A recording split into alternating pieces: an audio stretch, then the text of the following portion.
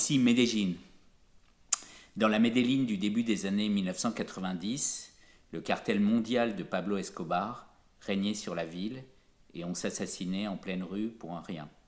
11 000 meurtres en 1991 dans une agglomération de 2 millions d'habitants. Les pouvoirs publics ont perdu le contrôle. C'est alors, dit-on, la ville la plus violente du monde. En 2003, un candidat indépendant des partis traditionnels, un universitaire, Sergio Fajardo, est élu maire. Il lance la construction de télécabines entre les collines où se concentrent les comunas, les quartiers informels misérables où Escobar était comme un poisson dans l'eau, et le centre-ville, en voie de requalification grâce au récent métro. 15 ans plus tard, les 6 lignes de télécabines, appelées Metrocable, complétées par une série d'escaliers mécaniques et un tram, constituent le cœur d'un urbanisme social, c'est-à-dire à la fois participatif et tourné vers les plus démunis, et qui intègre aussi le logement, les équipements publics et les parcs. Et au même moment, le taux de criminalité est tombé en chute libre. Il y a eu moins de 400 homicides en 2021. Un miracle? La paix civile par l'urbanisme? Comment est-ce possible?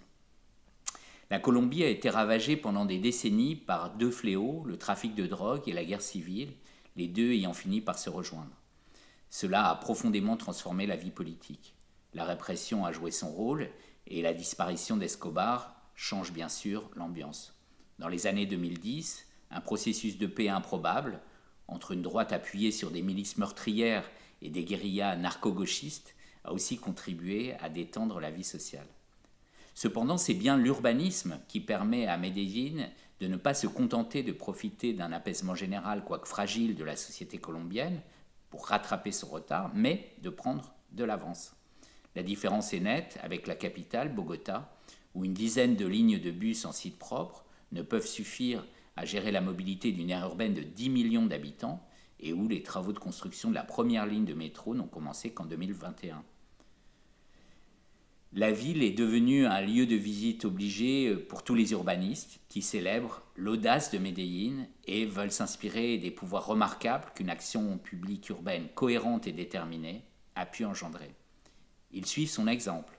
Des transports aériens par câble ont été installés en Colombie, Bogota et Cali, ailleurs en Amérique latine, Guayaquil, Caracas, Mexico, La Paz, Rio, et pour s'en tenir aux projets les plus ambitieux, à Coblence, Luxembourg, Londres, Ankara, Tizi Ouzou et Tokyo. En France, des projets plus modestes ont été réalisés à Brest et à La Réunion, d'autres sont en préparation à Toulouse, à Grenoble et en Île-de-France. On assiste ainsi à la réinvention de technologies mises au point pour le tourisme de montagne, puis, à partir des années 1960, du développement des stations de ski alpin.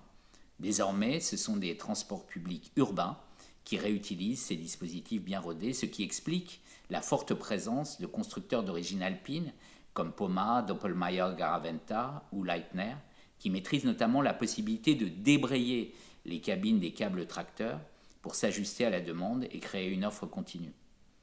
À Medellín, le choix de télécabines transportant quelques personnes par rapport au téléphérique de plusieurs dizaines de places consistait à faire le pari que les passagers surmonteraient la peur de se retrouver en huis clos avec des voyous. En fait, Metrocable a défié la topologie brutale des ségrégations sociales par une autre topologie.